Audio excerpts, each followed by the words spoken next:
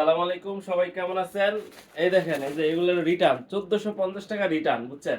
মেসেঞ্জারে অর্ডার করছে তামান্না আক্তার, নোয়াখালী সুবর্ণচর।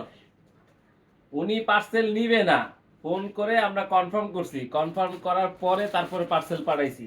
যাওয়ার পরে উনি বিদেশ চলে গেছে, বুঝছেন? এই হইলো অবস্থা। পার্সেল একটা নিতে পারে না, দুইটা অর্ডার করে রাখছে। দেখেন কি বলবো, আমাদের জিপার পোকাগুলো আমরা দিতে পারি না, আর তারা নিয়ে আইলো আর পার্সেল নেয় না। এই যে আমাদের 150 টাকা জরিমানা লাগাইলো। এই যে কালোটা দেখাচ্ছি, হ্যাঁ,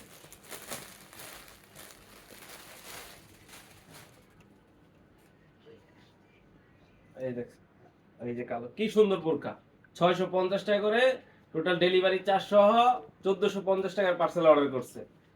পার্সেল যাওয়ার পরে তার আর খুঁজে পাওয়া যায় না, সে ফোন ধরেন আমাদেরকে ব্লক করে দিয়েছে সব নাম্বার।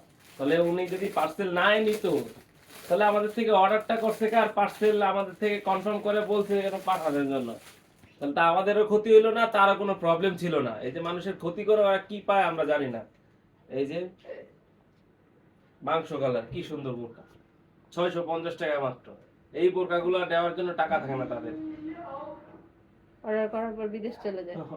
বিদেশ, লন্ডন, থাইল্যান্ড, মানে বিনা টিকিটে পাসপোর্ট ছাড়া সব দেশ ঘুরালা।